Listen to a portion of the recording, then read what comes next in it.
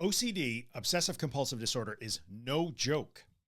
The folks who get better are the ones who come in and they're really clear about what they want back from their life. As an anxiety therapist, I know that there are successful ways to treat OCD, but it is really hard. I'm going to educate them like recovery isn't the absence of intrusive thoughts. It's not the absence of anxiety. And This week on The Anxious Truth, I have anxiety and OCD specialist Kim Quinlan here.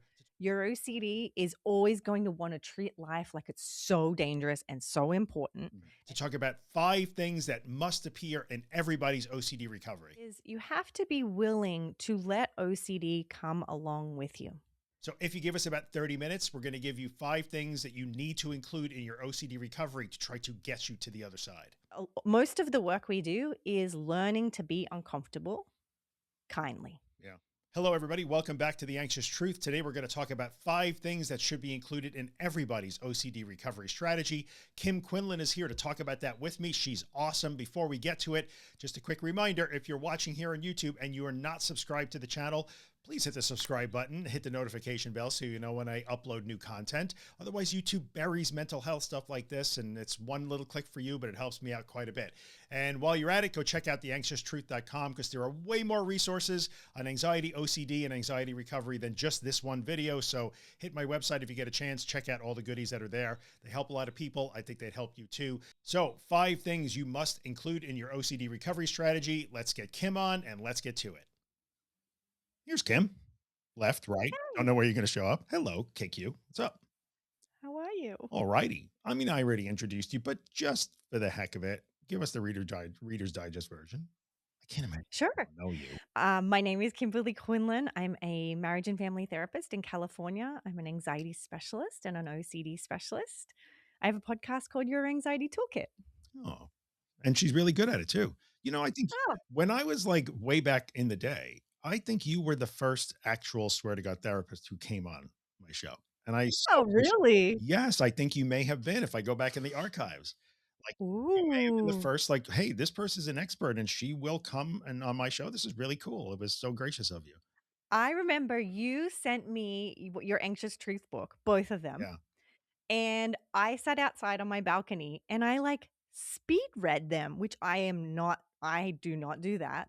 And I was like, this guy is legit. Like we love this guy. I loved it. I mean, and still to this day, it's like my go-to books. You are, I would have to say, without a doubt, where I am now, practicing and whatnot. You're responsible for some of that because you were so gracious. You were the first one to sort of accept me into the club before I was really in the club, and I appreciate you. So, Oh, you were in the club. Your books got you definitely in the they club. totally I got me was like, in the club, I this is guess. gold. This is gold. It's gold, Jerry, gold. All Gold. right. So today we're going to talk about so Kim is an OCD specialist. I'm an anxiety specialist, but I know you first and foremost as somebody who treats Mhm, OCD, and you've been doing this a long mhm. time. So here, no pressure. What do people need to overcome their OCD? And go. Yeah, Yes. 5 minutes. Not No, the whole let's make this like a master class problem. in terms of like clear exactly like some steps. So I'm a steps girl. I know you're not a steps guy, So but I'm a steps that's girl. why we work well Um, together. okay, so here is what I have found from treating thousands of clients. Like, I mean, I've been doing this for 17 years and, it's what I love to do.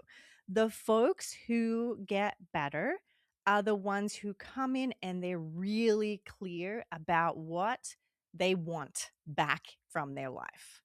That seems to be a very big predictor. Now, that doesn't mean you have to naturally want that. It just means they are very clear on what they want their life to look like. Mhm. Maybe they've not had OCD and then all of a sudden they've had the sudden onset of OCD and they're like, I just want to get back to that.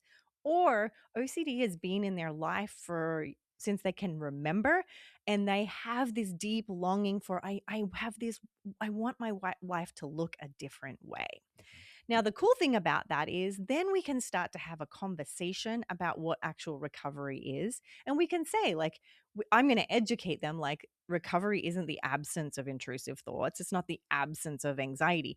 And so we can talk about getting clear on what would your life look like if you let your thoughts come along. Would you go back to school? Would you start a podcast? Would you, exactly really get clear on what recovery would look like for you. Mhm. Now, does that mean everyone needs to be so crystal clear? No.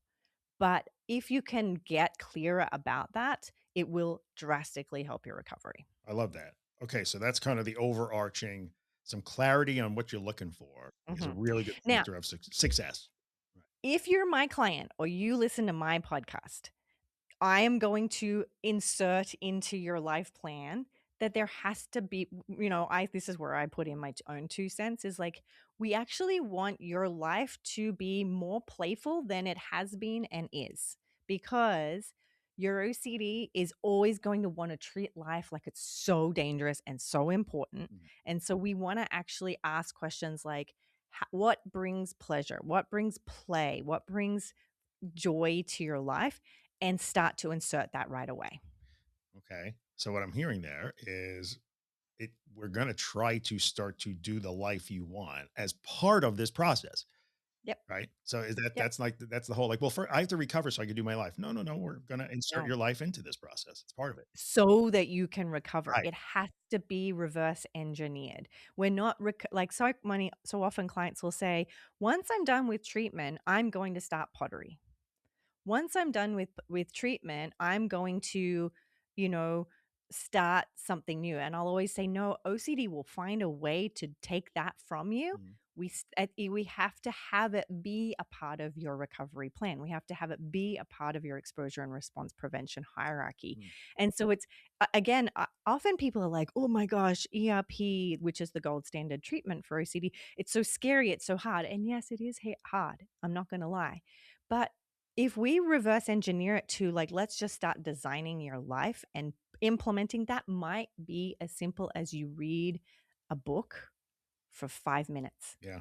That is a massive move towards your recovery. And then let your OCD show up. And we'll talk about ways to deal with that as you're living this life. So that kind of clarity, I'm like, well, this is the life. This is what I want my life to sort of look like. Or this is Mhm, maybe what it used to look like. Maybe it won't look like that now, but this is what it used to look like. So let's try to mhm. use that as a template. That might be Yep. step one. Yep. Where's the obstacle there though? So even when you get a client who says like, yeah, I know exactly what I want. Maybe they have a lot of clarity. I want to go back to work, or I want to finish my degree, or whatever. I want to go on 2 family vacations that we've been planning and haven't been able to take. But what stands in the way? What do you need after that? Well, there are multiple steps. The first step is you have to be willing to let OCD come along with you. That is the second point. Mhm. The second point is, while I use the word while in therapy all the time, while you are doing the things that you want to do in your life, are you are you willing to have that discomfort in your life? Are you willing to bring the intrusive thoughts with you? Now remember, OCD is not just intrusive thoughts. It's intrusive thoughts, feelings, sensations, urges, and images. Mhm. So while you are learning to sew, or while you are returning back to making meals, chopping bananas if you've been avoiding knives, or, driving if you've been avoiding driving. And remember, your goal might be to get to college, but you might first need to drive first. That might be the first step. It might be you driving backwards and forwards back in the driveway. That might be step number one for you. But baby steps get medium steps, and then medium steps lead to big steps. And so you have to be willing to have that discomfort, that intrusive thought, or that intrusive feeling while you do those things. And what if we get really detailed in that, it's slowing down and allowing yourself to be in relation to actual physical discomfort, Mhm. and doing that as kindly as you can, right? Most of the work we do is learning to be uncomfortable kindly. Yeah. Oh, kindly. How do you do that? What is kindness there? Well, for some folks, kindness is the absence of critical thinking, being mean to yourself. Like, imagine. So let's say someone's like, the one thing that OCD has taken from me is I didn't get to finish college. I dropped out. I'm just using that as an Sure. example. I dropped out and I wanted to be a scientist, or I wanted to go to beauty school, or whatever it might be. But I'm so far away. That is 27 steps away, but the first step is being able to drive. Mhm. So okay, we're going to practice breaking it down into baby steps, and we're going to drive up and down the driveway once. That is step number 1. During that time, we have to be willing while we do that, we have to be willing to have discomfort. A lot of people, while they're driving back and forth in the driveway, they're like, "You idiot, you should be able to do this. Everyone else is so ahead of you. Everyone else can do this. This is ridiculous that this is your first step. What's wrong with you? Like, your first step should be going to the school, not the driveway." Mhm. So it's the absence of that critical negative thinking. Okay. For some, it might be working on that. For some, it might be, and this is more somatic work, which is while you sit in your car, let's say you just get in and you put your seatbelt on, you haven't even started the car. Where is the discomfort actually showing up? Is your heart racing? Do you feel like you're going to throw up? Do you feel like you're going to like pee your pants? Like, we know these are all sensations or things. Do you have depersonalization? Mm. Being kind is also validating yourself for the discomfort, acknowledging it, and being like, "Okay, I'm gonna make space for this discomfort." Mm. M Some people say, "I'm gonna sit with it." I don't love that, but that's another cool if some people really like that. Yep. I like sit beside it, like, I'm gonna get to know it. I'm going to create a relationship where I don't wrestle with it. This is what we're talking about kindness. Yeah. So, then you can learn to experience anything, literally anything. That's my goal. And that was my personal goal in my own recovery. I want to be able to have literally any thought and literally any sensation, and I am steady and kind and gentle with myself while I feel it. Even though that thought or that sensation might create an initial like shock. Okay. Can I soften toward that after that Yeah. initial shock and be nice? Like, Yeah. yeah, Or there might be times where you even are 3 or 4 minutes into, like, full panic, you've used skills that you've undone all your skills and you're not doing it well. That's okay. Like, that's going to happen. This recovery plan that we use is not a perfect action. mhm, It's so messy, but as soon as you acknowledge, like, "Oh, I'm fully fighting this one," can I move into being okay with discomfort yeah. in the moment kindly? I think that's a good point that you just made too, because a lot of times, and I understand why people interpret it this way. If they're listening, they might hear. So now we've heard Kim say, we need clarity. What do I want to Mhm, get out of this process? We need willingness. Am I willing to mhm. sit with my discomfort or be with it, learn to be with it? And can I bring some kindness or self-compassion into this? And they Yep. might hear it as like, okay, step one is this, step two is this, and then I'll be better. But it doesn't work. No, These are ingredients, not no. steps. Yes, Yeah. yes. Okay. These are think of them more like characteristics or attributes Oh, good. of recovery because they're this is not a perfect, like you said, it's not a perfect calculation like A plus B plus C equals Yeah. recovery. Recovery is, so nuanced. These are just attributes of the folks who stay on track. It doesn't mean that they recover quickly either. It doesn't mean they recover perfectly. They just seem to be the one that stay on track. Mm, It allows them to pace themselves more. They can fulfill the steps. It's sort of like a marathon. Anyone can sign up for a marathon. Anyone can run the first mile, but the ones who finish are the ones who stayed on a pace and got through the hills and got through the corners, and they just stayed on track. yeah, that makes sense. There was a thing I read not too long ago where somebody had done a bit of a meta-analysis of some of the data out of the US military. What is the biggest predictor of success for people who go through Navy SEALs, like buds training? Really Mhm. incredibly crazy, difficult. I wouldn't do it. But like it's the person who has learned to persevere, to Yes. stay with it Yes. and grind through minute by minute. They've learned the quote I remember is the people, not the strongest, not the fastest, not the quickest, not the smartest, the people who have learned how to suffer in their own heads, Mhm. grind Mhm. through it and hear the stop signal, but keep going anyway. They are going to Yes. win. That's the same Yes. thing, isn't it? So we had a Navy SEAL on the podcast talking exactly about that, Yeah. about how they practice being uncertain and the way in which they do it. They are literally dealing with the most uncertainty. Like, they're being helicoptered in knowing that they're about to be like, they're all got to jump out of the helicopter Right. and go do some crazy thing. Yeah.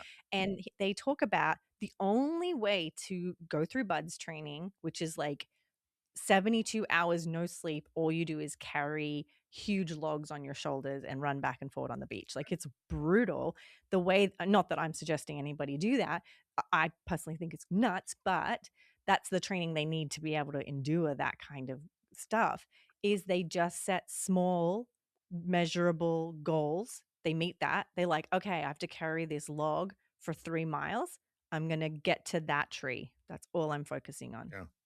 They get to that tree and they're like, "Okay, now I'm gonna get to that next post." That's all they do. So So cool. is that one of those? Is that the ingredient number four? Are we hinting at that? So I have clarity, willingness, self-compassion, which helps you engage perseverance, consistency. What would you call it? I call it, well, attention training is the technical term I use. Okay. Um, and these are in no personal order either for folks. But attention training is your ability to return your attention to a focal point. Some people call it present Mhm. mindfulness, being in the present moment, but it doesn't have to be on presence. As long as you can train yourself to put attention on something, that is attention training, and that's a strategy or a skill under the lens of cognitive Mhm. behavioral therapy, and it's ultimately, can you bring your attention to some focal point in the midst of having chaos around you? Mhm. Intrusive thoughts feel chaotic. Sometimes it's complete doubt, like you're just complete uncertainty. You have no certainty about what's going on. So it's while you feel, again, Mhm. while you feel uncomfortable, can you bring your attention to something that you value or just something? Over the weekend, I was in a triathlon. Um, it was not easy. The final 3.5 miles run, you're like, why am I doing this? It's Saturday morning. I could be drinking coffee, right? Like, this is stupid. Why would I do this to myself? Right? My family are there cheering me on, and I'm thinking, why? This is Go crazy. start the And car. We're out of here. like, why did I even sign up for this stupidity? Right? So all you can do is go, okay, I'm just gonna focus on the 2 mile. I'm just gonna get there. Mhm. Because if you're thinking 3 miles, 3.1 miles, 3.1 miles, it's like it's too much. And that's, so I think it's just bringing your attention to something. Love it. Okay. Doesn't matter. Yeah. Doesn't matter what it is. It could be your kid's voice. It could be the smell of the steak cooking on the grill. It could be the sound of the waterfall of a bird. It doesn't have to be romantic. Doesn't matter. This is not like Zen or like it's got to be peaceful. Yeah. It's pick up focal point during the chaos and direct your attention to that. Which I think is so valuable too, because what stands in the way? Who the people who are going to hang in there and like finish the race, however long it takes them, has to be able to hear that stop signal, like the seals Yeah. here, but keep going anyway. Well, Yeah. I'm sure that you hear it all the time. In fact, it's funny. What the hell? Spoiler alert. Like we just Yeah. recorded an episode of your podcast. The Yeah. exception clause will click in and say, but it's just what happens when it's automatic. Like you said, the Mhm. intrusive thoughts are chaotic. It's Yeah. automatic though. They just sweep me away. I know Mhm. until you learn that you actually can move your attention. Even in Yeah. that situation, you can learn to do that. It is a muscle that we strengthen. This is not something, again, I want to really make sure I'm clear here. These are attributes of folks who recover. Mhm. You don't have to have all of them, but when I say attributes, I'm not saying personality traits. I'm saying this is something you can strengthen. This is a skill that you can develop over time. The ability to have attention training, to be able to bring your attention to a focal point in amidst of chaos, Yeah. is a muscle you can strengthen with time. I love this. Okay. You can't do 20 push-ups and say I'm strong. Right. Right? You can only do 20 push-ups and say you're strong if you've consistently done them with good form over time, and you're willing to put in the reps repetitively. You can't do 1,000 reps today and be like, "Cool, I'm good for the month." Mm. Right? It's something you have to practice little bits during the day. Yeah. And we do it, again, we do it kindly. We do it with a sense of like, this is probably going to be messy and I'm going to be so bad at this. Like, in every course I've made, I always start with like, "PS, you're going to suck at this." It's like I start every single one. "PS, you will suck at this." Yeah. Get ready to suck at it. It's fine. But in a way, that's where the win is. Sucking at Yeah. it, but practicing anyway, right? Yeah. Exactly. Alright. So Exactly. now we got 4. We have clarity, we Mhm. have willingness, we have kindness or self-compassion, and we Mhm. have, I will call it attentional awareness. Yes. Like, you can be aware of your attention so that you understand you have agency there and can practice moving it around. So now we Yeah. got 4. I mean, what the Yeah. hell? Let's make it a perfect 5 listicle. Might as well. Give me Oh, another one. okay. What's another I've ingredient? got more than I 5. bet you do. Well, No, we could just I'll talk for tell you 3 hours I'll if you want. let's sort of prioritize this. So 5, we'll combine them. The gold standard treatment for OCD is exposure and response prevention. Mhm. Now, if let's say I'm no authority here, so let's just say that. But if it were me, I would prefer to call it response prevention and exposure. With you on that. I am with you on that. Thank you. Was worth the I don't presentation know right there. because response prevention, which is the practice of reducing and removing safety behaviors that you engage in, we call them compulsions. We do these compulsions to take away the discomfort, right? Response prevention is the goal to reduce and remove those behaviors. That is way more important than you exposing yourself to the most bizarre exposures. Exposures is great. I'm all for it. Mhm. But if I had to prioritize between the two, focus in on response prevention. We spend way too much time in the OCD community. Like even clinicians, I have 6 staff who work for me, and we will often, clients, my staff will be like, what would be a great Oh, exposure? And I'm like, that's cool, and it's so fun to come up with great exposures and make it fun and make it so it's like a part of your life. But more importantly, really double down on identifying what compulsions am I doing and how can I slowly but surely plug away at reducing those. yeah. Right? Then that will often first mean you need to do a little inventory of what compulsions you're doing. Right. And sometimes that can hurt your heart because you're like, oh, dang, this has taken a lot of my life. Like it can feel pretty crummy, Yep. right? But, you know, I think if you can again kindly do it, if you can hold compassion for like, I'm doing the best I can, that this is gonna help. It's sort of like doing an when you're, like, budgeting, like, you look at all your expenses, and it sucks to look at it all, but then you're like, "Okay, at least now I know Yeah. that I need to cancel the 7 different TV streamings that I have." It sucks to do the inventory, but it's worth it, and then you work at slowly reducing them. I think that one, the that speaks to the willingness attribute, right? So like, Mhm. yeah, that and I hear you. Thank you so much, by the way. This just makes me feel good to hear you say that. I suspect most of my clients are in R all the time. So they Yep. don't need the E. Like there's Mhm. always an R to be peed, right? Like Yep. Yep. crazy. I don't know if that means anything, but like, so like, let's use that. Let's use the RP because you're in it all the damn time, and we'll Life use the is the E's when we exposure. need it, right? But if you're going to make a little inventory of like, I know you get asked this. Well, what is this a compulsion? Yeah, it is. Oh, that's a hard moment. That's the willingness to say, I guess I got to be willing to give that up and know I'm going to be uncomfortable. And I got Yep. to do that kindly, right? And so like these all mixed together ultimately. Yep. Yeah, Yeah. Yeah, I mean, if we had like a 24-step program here, I would now implement like learn the art of humor. Learn to laugh at yourself because for the clients of mine who are like, they'll be talking about something they did, and I'll be like, "Oh, no, that sounds like is there a chance that might be a bit compulsive?" And they're like, "Oh, dang, you got I me." hate Like, you. "Oh, I didn't even get it." And they're like they laugh. They're like, "Oh, Yeah, man, OCD got me again." Like, "Damn." Like, be okay to laugh at yourself here. This is not personal, like, this doesn't make you a bad person or a loser. It's just like you have to learn to laugh at how skilled OCD can be at tricking you into doing things that feel so important. sure. Makes good sense. Those are such great moments too when somebody is describing either a really triggered moment, how hard it was, and then they suddenly start to hear themselves say it out loud and like, oh my God, that is so ridiculous. And they begin to Yeah, giggle a little bit at it. That's a good sign. But yeah, okay. So we have these yeah, 4 or 5 different attributes. And listen, I know we could do this for hours and probably get to yeah, 100 in the end.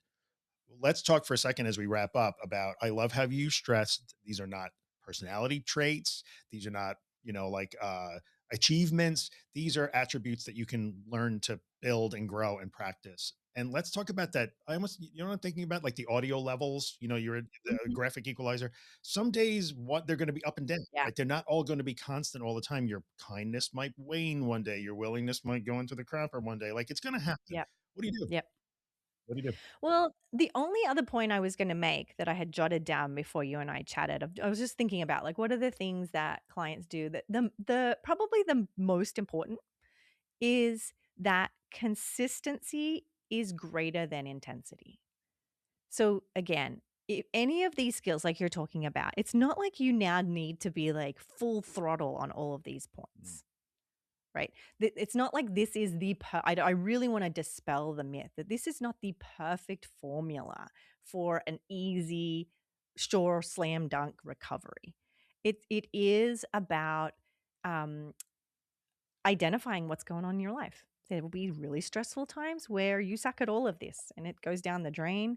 There'll be times where you're killing it and you're making massive wins, and there'll be times when you're doing the work and you won't see the immediate results, because it sometimes I always say it's like planting a seed. mm.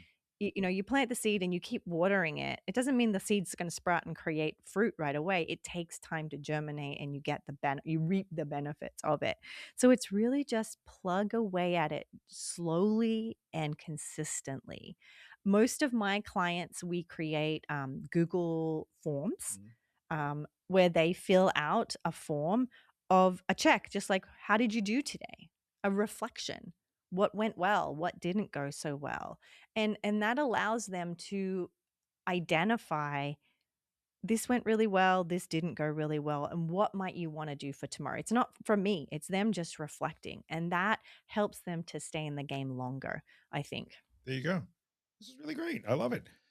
So, okay, it's not a secret formula. It's not specified for the secret formula. Comment peace and pay us Yes. $10,000 and we'll give you the secret because there is one, of course. Yeah. Fake. I mean, there is a secret formula, which is like a clear exposure and response prevention plan, Yeah. but there is nuance to that Yep. process. Again, it's not you wouldn't just soldier on in that. It does require, I mean, all I really want to say is just like, please be gentle. Yeah. Please be kind. Like, it sucks. It's hard. It's messy. Yeah. It's, you know, chaotic, but keep going. That is an excellent way to wrap that up, I think. And we will do that now.